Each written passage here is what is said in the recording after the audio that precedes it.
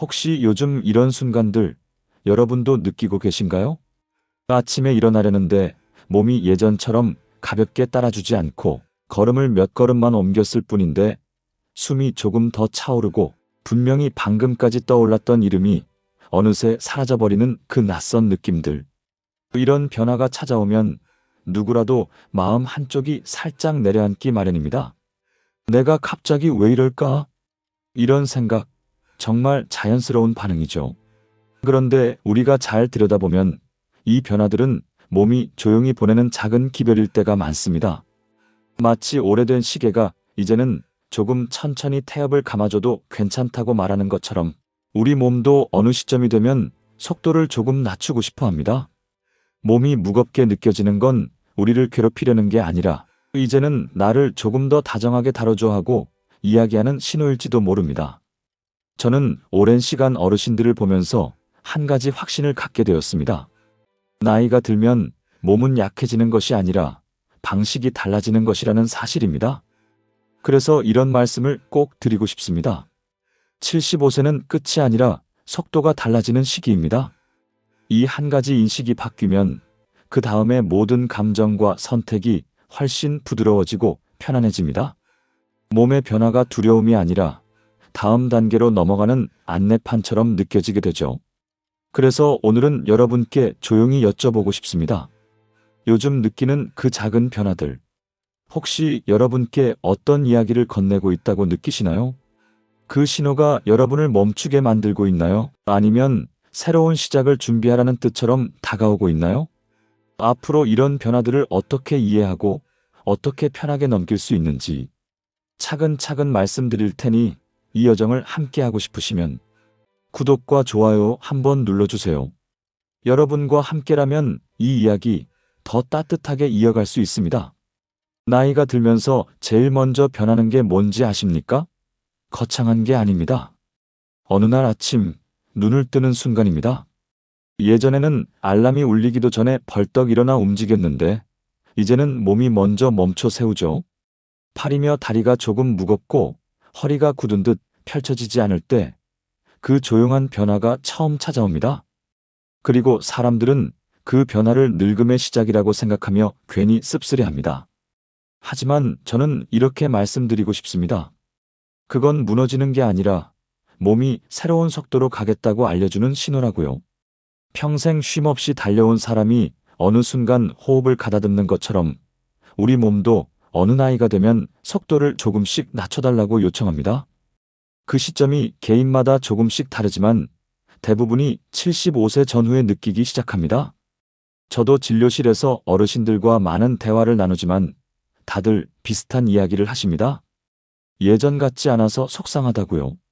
하지만 그 뒤에 이런 말도 덧붙입니다. 이상하게 느려지니까 주변이 더 잘 보이네. 맞습니다.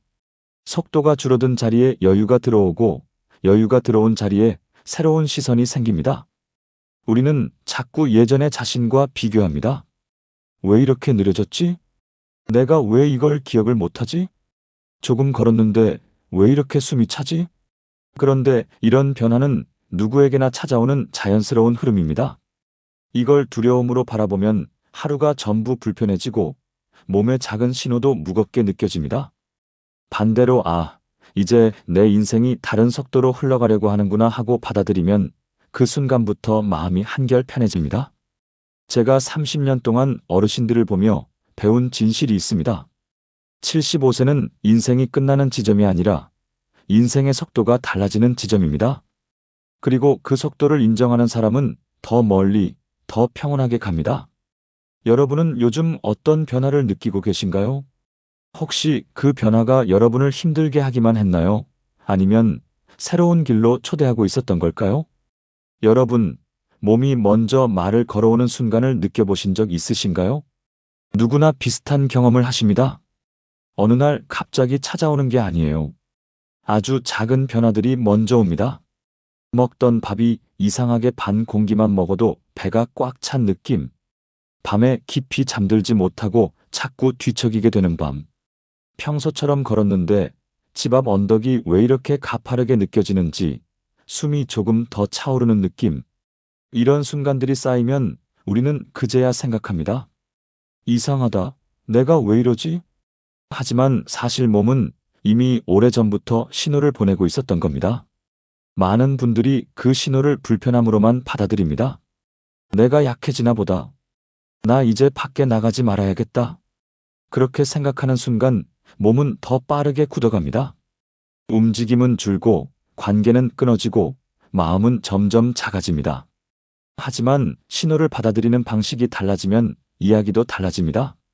제가 진료했던 한 할아버지는 이런 말씀을 하셨습니다. 예전보다 숨이 차더라고요. 그래서 밖에 나가는 걸 줄였어요. 그런데 2달 뒤엔 숨이 차는 정도가 더 심해졌습니다. 이유는 간단합니다. 숨이 찬다고 활동을 줄이면 몸은 더 빨리 식어버립니다. 반대로 아주 조금만, 하루 10분만이라도 걸어주면 몸은 금방 리듬을 찾습니다. 그래서 저는 신호를 2가지로 나눠서 설명합니다. 멈추라는 신호가 아니라 방식을 바꾸라는 신호라고요. 몸이 무겁다고 무조건 쉬어야 하는 게 아닙니다.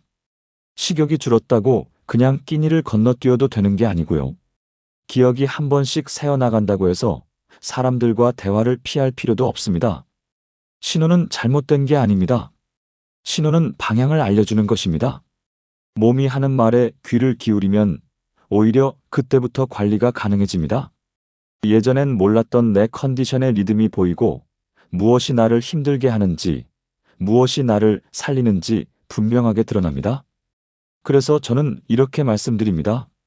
몸이 보내는 작은 신호들은 나를 겁주려는 게 아니라 나를 살리려는 말들입니다. 여러분은 요즘 어떤 신호를 느끼고 계신가요?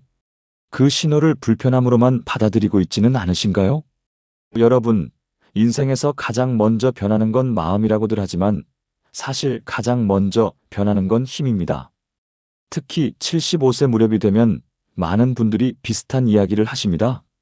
예전에는 손주를 번쩍 안아 올렸는데 요즘은 팔이 덜덜 떨리네요. 시장에 다녀오면 다리가 축 처져요. 계단 몇 칸 올라갔을 뿐인데 숨이 왜 이렇게 차죠? 이런 변화가 갑자기 시작된 것처럼 느껴지지만 실제로는 몸이 천천히 축적해온 피로가 이제 눈앞에 모습을 드러내는 순간입니다. 근육은 조금씩 줄어들고 심장은 예전처럼 힘차게 펌프질을 하지 못하고 폐도 예전 같은 여유가 없어지죠. 그런데 이 변화는 비극의 시작이 아닙니다. 오히려 이제는 내 생활 방식을 다시 정리할 때가 왔다는 친절한 안내입니다. 저는 진료실에서 종종 이런 질문을 받습니다. 왜 갑자기 이렇게 힘이 떨어지는 느낌이 드나요? 그때 저는 이렇게 말씀드려요. 갑자기 떨어진 게 아니라 이제야 느껴지기 시작한 겁니다. 젊었을 때는 몸이 조금 무리를 해도 금세 회복되었습니다. 하지만 나이가 들면 회복하는 속도가 자연스럽게 늦어지기 때문에 예전 같지 않다는 느낌이 한꺼번에 몰려오는 것이죠. 특히 다리 힘이 눈에 띄게 줄어듭니다. 우리 몸에서 가장 큰 근육이 다리에 있으니 그 힘이 빠지면 움직임도 자연스럽게 어려워집니다. 그렇다고 해서 몸을 탓할 필요는 전혀 없습니다. 이건 누구에게나 오는 자연스러운 과정이니까요. 중요한 건 이 변화를 어떻게 다루느냐입니다. 예를 들어 힘이 빠졌다고 움직임을 줄이면 근육은 더 빠르게 약해집니다. 반대로 매일 5분이라도 다리를 쓰면 몸은 놀랍도록 빠르게 반응합니다. 심장도 폐도 마찬가지입니다. 나는 힘이 없으니까 못해가 아니라 내가 할 수 있는 만큼만 해보자. 이 마음 하나가 몸의 흐름을 완전히 바꿉니다. 저는 30년 동안 수많은 어르신들을 봐왔습니다. 그중 오래 건강하게 사신 분들의 공통점은 딱 하나예요. 몸의 변화에 맞춰 자기 속도를 조절할 줄 아는 사람들. 여러분도 혹시 요즘 계단이 조금 더 힘겹게 느껴지시나요? 숨이 예전보다 일찍 차오르나요? 그렇다면 걱정부터 하지 마시고 이렇게 생각해 보세요. 아, 내 몸이 이제 다른 방식으로 움직이겠다고 알려주는구나. 여러분, 혹시 이런 경험 있으신가요? 전에는 하루 쉬면 멀쩡해졌던 몸이 요즘은 이틀, 사흘이 지나도 개운하지 않은 느낌. 가벼운 멍 하나가 예전보다 천천히 빠지고 근육통도 오래가고 잠깐 삐끗했는데 일주일이 지나도록 뻣뻣함이 남는 그런 순간들 말입니다. 그럴 때 많은 분들이 이렇게 말씀하세요. 선생님, 제가 많이 약해진 걸까요? 하지만 저는 이렇게 답합니다. 약해진 게 아니라 회복의 속도가 달라진 겁니다. 우리는 평생 빨리 회복하는 몸에 익숙하게 살아왔습니다. 그래서 회복이 늦어지는 순간 괜히 겁부터 나지요. 하지만 이건 누구에게나 오는 자연스러운 변화입니다. 나이가 들수록 몸은 예전만큼 서두르지 않습니다. 상처도 천천히 아물고 피로도 천천히 풀립니다. 그렇다고 해서 몸이 포기한 건 절대 아닙니다. 그저 조금만 시간을 더 달라고 말하고 있을 뿐입니다. 이때 많은 분들이 실수하는 것이 있습니다. 몸이 느려졌으니 움직이지 말아야겠다는 생각입니다. 그러나 움직임을 줄이면 줄일수록 회복 속도는 더 느려집니다. 몸은 쓰는 만큼 살아있는 기관이기 때문입니다. 조금만 움직여도 됩니다. 의자에서 천천히 일어섰다 앉는 동작, 집안에서 몇 분 걷는 것, 가벼운 물병을 들었다 놓는 것. 이런 작은 자극이 쌓이면 근육은 정말 놀랄 만큼 다시 반응합니다. 그리고 여기에 꼭 함께 필요한 것이 하나 더 있습니다. 바로 단백질입니다. 많은 분들이 나이가 들면 식욕이 떨어져서 밥만 겨우 드시는데 이렇게 되면 근육은 회복할 재료가 없어 더 빠르게 약해집니다. 어르신에게 단백질은 선택이 아니라 연료입니다. 조금씩이라도 챙겨 드시면 힘이 붙는 속도가 확실히 달라집니다. 제가 진료했던 한 할머니가 이런 말씀을 하신 적 있습니다. 예전엔 고기만 봐도 부담스러웠는데 조금씩 먹으니까 숨이 덜 차고 다리가 덜 후들거리고 몸이 필요한 걸 주면 고마워하는구나 싶더라고요. 이 말이 참 맞는 말입니다. 몸은 우리가 주는 만큼 반응합니다. 나이를 먹었다고 해서 더 이상 회복하지 못하는 게 아니라 그저 시간이 조금 더 필요할 뿐이죠. 그래서 저는 이렇게 정리합니다. 늦게 회복되는 몸은 문제가 아니라 조율이 필요한 몸이다. 리듬을 맞추고 조금씩 움직이고 먹어야 할 건 챙겨 먹으면 몸은 다시 자기 자리를 찾아갑니다. 여러분은 요즘 어떤 회복의 변화를 느끼고 계신가요? 혹시 그 느린 회복을 약해진 증거로만 보고 있지는 않으신가요? 여러분, 요즘 이런 경험 없으신가요? 누구 이름이었더라 입안까지 맴돌다가 도망가 버리는 느낌. 방에 들어가서 뭘 하려고 했는지 깜빡하고 약속 장소는 떠오르는데 시간이 가물가물한 순간들. 많은 분들이 이런 변화를 처음 느끼면 큰일 났네, 나 치매 오는 거 아냐? 하며 컵부터 먹습니다. 하지만 제가 단정적으로 말씀드릴 수 있는 건 이겁니다. 기억이 느려지는 건 병과는 다릅니다. 그건 뇌가 예전처럼 빠르게 길을 내지 않을 뿐 여전히 작동 중이라는 신호입니다. 우리가 뇌를 고속도로라고 생각해 봅시다. 젊을 때는 5차선, 6차선 같은 넓은 길이라 정보가 빠르게 오가죠. 하지만 나이가 들면 차선이 조금 줄어듭니다. 그러면 속도가 느려지는 건 당연한 일입니다. 그런데 중요한 건 이겁니다. 길이 느려졌다고 해서 목적지에 도착하지 못하는 건 아니라는 것. 저는 진료실에서 어르신들께 종종 이렇게 이야기합니다. 기억이 조금 천천히 떠오르는 건 괜찮습니다. 문제는 떠올리려는 시도 자체를 포기하는 겁니다. 뇌는 참 신기한 기관입니다. 나이가 들어도 새로운 연결을 만들 수 있고 새로운 정보기를 다시 뚫을 수 있습니다. 그걸 도와주는 게 바로 자극입니다. 복잡한 공부가 아니어도 됩니다. 어제 있었던 일을 한 문장으로 정리해 본다든지, 신문을 읽고 느낀 점을 짧게 말한다든지, 손주에게 할머니 오늘 이런 일이 있었어 하고 얘기해 보는 것. 이런 단순한 행동들이 뇌에게는 운동입니다. 다리를 쓰면 근육이 붙듯 뇌도 쓰면 훨씬 오래 버팁니다. 제가 기억에 대해 강조하고 싶은 건 딱 하나입니다. 기억은 사라지는 게 아니라 찾아가는 속도가 느려질 뿐이다. 그리고 그 속도는 우리가 도와주면 얼마든지 다시 빨라질 수 있습니다. 한 어르신이 이런 말을 하셨습니다. 내가 잊어버린 게 많은 줄 알았는데 얘기해보면 생각보다 많이 기억하고 있더라고요. 말을 꺼내야 떠오르는 거였지. 맞습니다. 기억은 꺼내야 살아납니다. 말하고 쓰고 나누어야 다시 연결됩니다. 여러분도 요즘 기억이 조금 더디다고 느끼시나요? 그 느림이 혹시 두려움으로 다가오고 있나요? 그렇다면 이렇게 한번 생각해 보세요. 아, 내 뇌가 이제 다른 길을 찾아가는 중이구나. 여러분, 기억이 잘 안 날 때 대부분 어떻게 하시나요?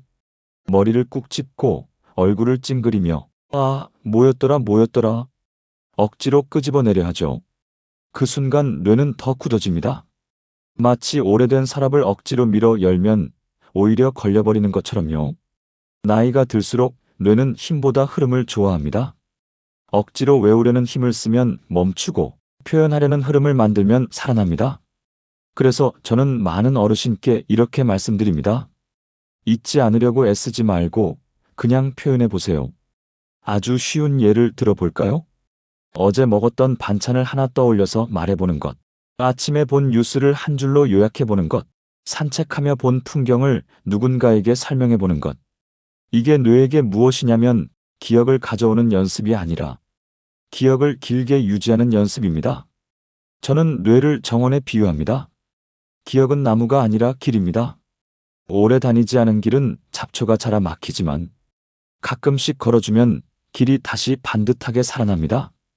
표현하는 행위는 바로 그 길을 다시 밟아주는 것입니다. 어떤 할머니가 이런 말씀을 하신 적이 있어요.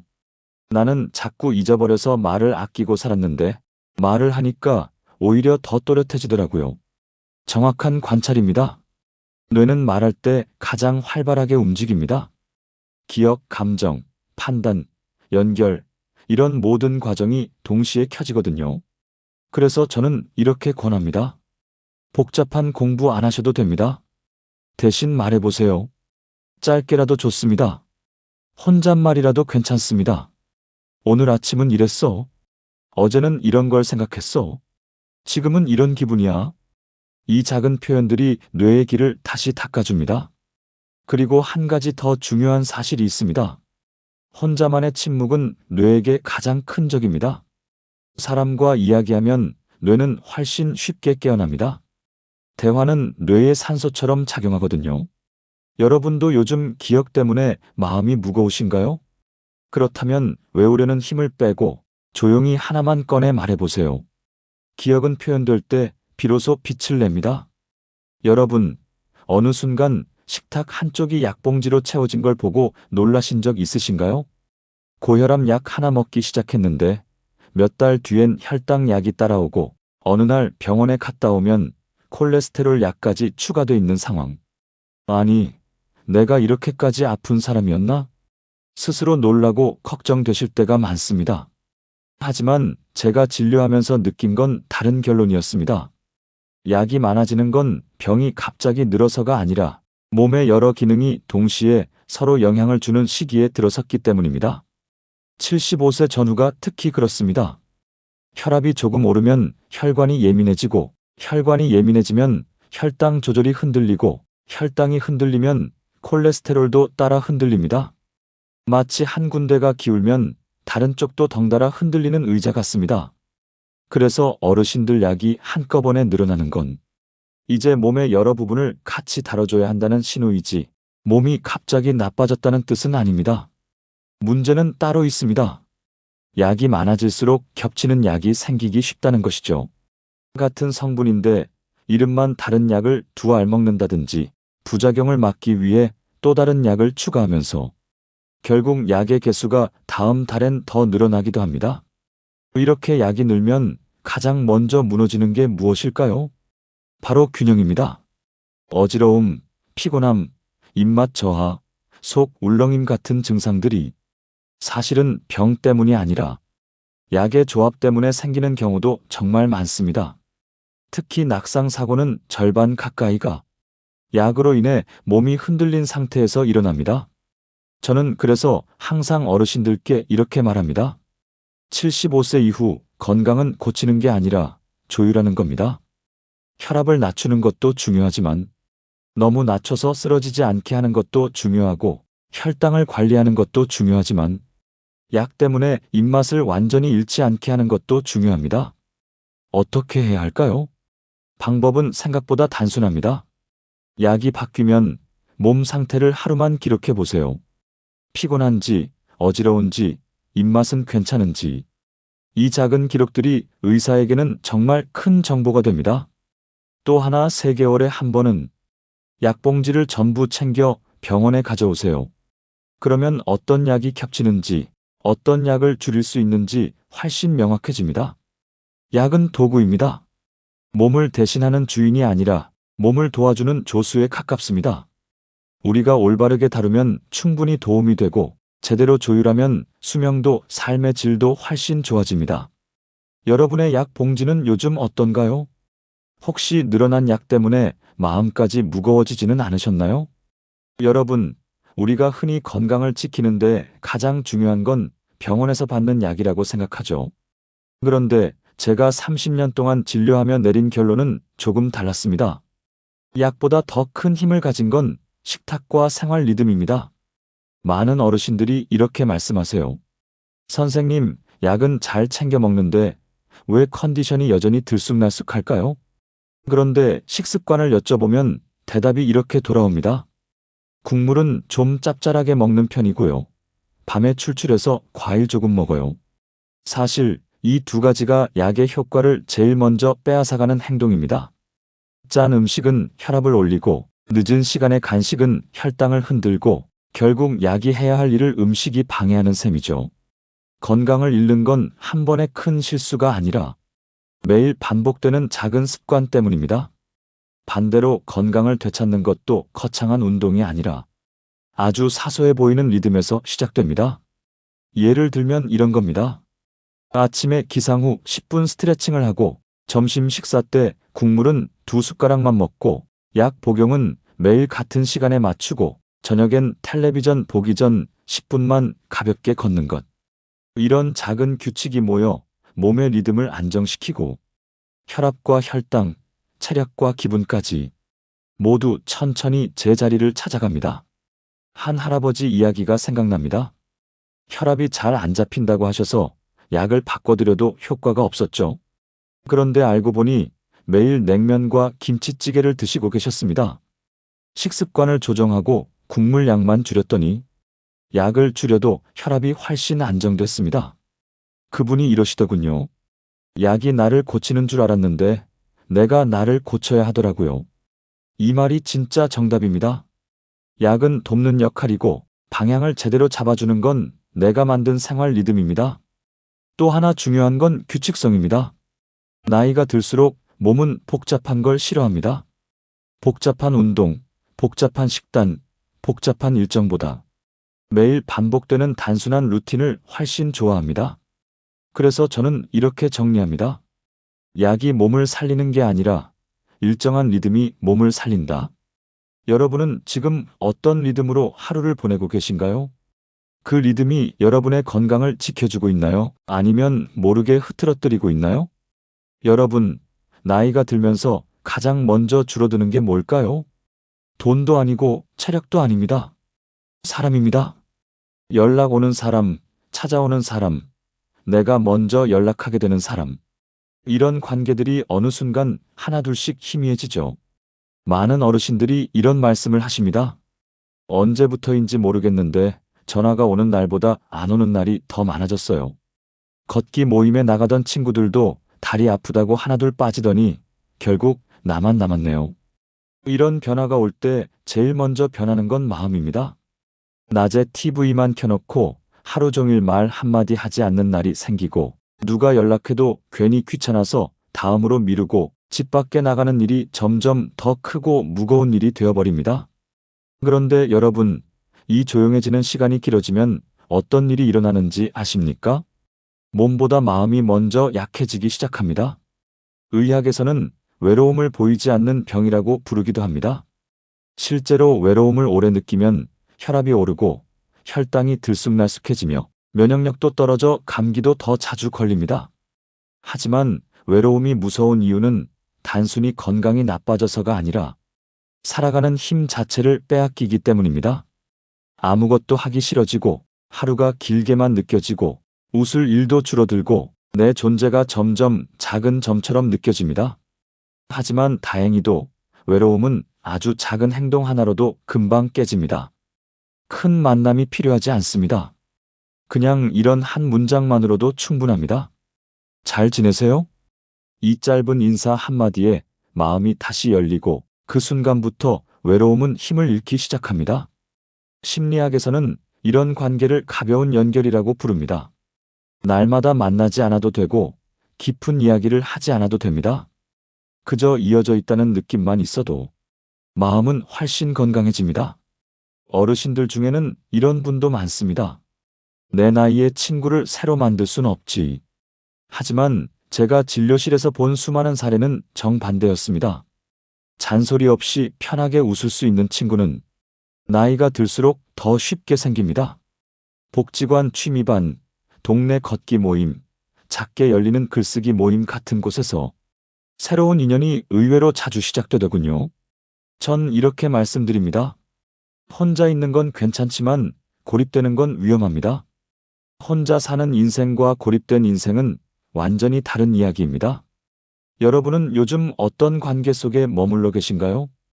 혹시 마음은 누군가를 찾고 있는데 몸이 먼저 주저앉아 버린 건 아니신가요? 여러분, 75세가 넘어가면 몸보다 먼저 흔들리는 게 있습니다. 바로 마음의 자리입니다. 경제적인 걱정이 하나둘 고개를 들고 병원비나 생활비가 예전보다 빠르게 빠져나가는 걸 보면 왠지 모르게 불안이 마음 한쪽을 차지하죠. 많은 어르신들이 이런 말씀을 하십니다. 연금은 그대로인데 쓸 돈은 왜 이렇게 많아지는지 모르겠어요. 병원 한번 다녀오면 통장이 한숨 쉬는 것 같아요. 하지만 제가 진료실에서 오랫동안 지켜본 바로는 정말 어르신들을 흔드는 건 돈의 액수가 아니었습니다. 이제 나는 무슨 역할을 하며 살아야 하지? 이 질문이 마음을 훨씬 깊게 흔들더군요. 젊을 때는 가족을 부양하느라 바빴고 직장에서는 누군가가 늘 나를 필요로 했습니다. 하지만 나이가 들면 자연스럽게 그 역할들이 하나둘 줄어듭니다. 그러면 사람은 자신도 모르게 이런 생각을 하죠. 나는 이제 쓸모가 없나? 하지만 여러분, 이 생각이야말로 마음을 가장 빨리 시들게 만드는 독입니다. 실제로 저는 이런 환자분들을 많이 봅니다. 몸은 건강한데 마음이 무게를 견디지 못해 하루가 더디고 의욕이 사라지고 표정까지 어두워지는 경우. 그런데 어느 순간 삶이 다시 밝아지는 분들이 있습니다. 그분들의 공통점은 단순합니다.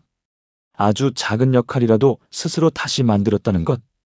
이웃에게 반찬을 한번 나눠주는 일, 동네 아이에게 책을 읽어주는 시간, 손주에게 하루 한 문장 메시지를 보내는 일, 복지관에서 누군가의 말벗이 되어주는 일.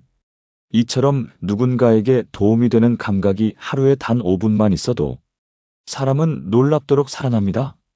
존재감이 심장을 다시 뛰게 하고 의욕이 몸을 다시 움직이게 하고 그 힘이 건강을 지켜줍니다. 경제적인 안정도 중요하지만 삶의 의미는 숫자로 채워지지 않습니다. 내가 여전히 누군가에게 필요한 사람이라는 사실.